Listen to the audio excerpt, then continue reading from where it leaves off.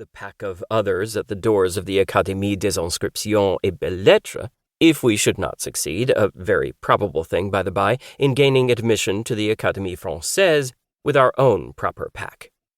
This permission, we feel bound to say, was graciously granted, which compels us here to give a public contradiction to the slanderers who pretend that we live under a government but moderately indulgent to men of letters. Now, this is the first part of this precious manuscript which we offer to our readers, restoring it to the title which belongs to it, and entering into an engagement that, if, of which we have no doubt, this first part should obtain the success it merits, we will publish the second immediately. In the meanwhile, as the godfather is a second father, we beg the reader to lay to our account, and not to that of the Comte de la Fère, the pleasure or the ennui he may experience. This being understood, let us proceed with our history. The Three Musketeers. Chapter 1. The Three Presents of D'Artagnan the Elder. On the first Monday of the month of April 1625, the market town of Meung, in which the author of Romance of the Rose was born, appeared to be in as perfect a state of revolution as if the Huguenots had just made a second La Rochelle of it. Many citizens, seeing the women flying toward the high street, leaving their children crying at the open doors, hastened to don the cuirass, and supporting their somewhat uncertain courage with a musket or a partisan, directed their steps toward the hostelry of the Jolly Miller, before which was gathered, increasing every minute, a compact group, vociferous and full of curiosity. In those times, panics were common, and few days passed without some city or other registering in its archives an event of this kind. There were nobles who made war against each other. There was the king who made war against the cardinal. There was Spain which made war against the king.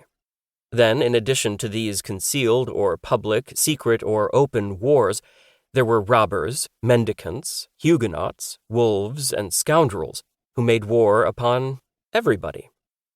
The citizens always took up arms readily against thieves, wolves, or scoundrels, often against nobles or Huguenots, sometimes against the king, but never against the cardinal or Spain. It resulted then from this habit that on the said first Monday of April, 1625, the citizens, on hearing the clamor and seeing neither the red and yellow standard nor the livery of the Duc de Richelieu, rushed toward the hostel of the Jolly Miller. When arrived there, the cause of the hubbub was apparent to all. A young man, we can sketch his portrait at a dash.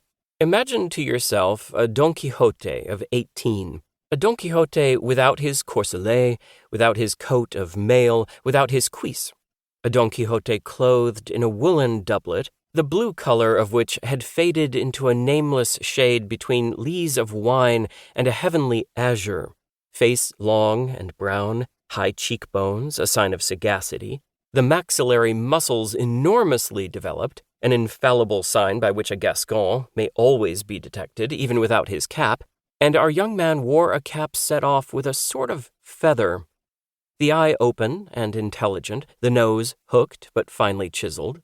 Too big for a youth, too small for a grown man, an experienced eye might have taken him for a farmer's son upon a journey, had it not been for the long sword which, dangling from a leather baldric, hit against the calves of its owner as he walked, and against the rough side of his steed when he was on horseback.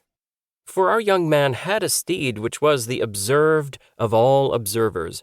It was a Béarn pony, from 12 to 14 years old, yellow in his hide, without a hair in his tail, but not without windgalls on his legs, which, though going with his head lower than his knees, rendering a martingale quite unnecessary, contrived nevertheless to perform his 8 leagues a day.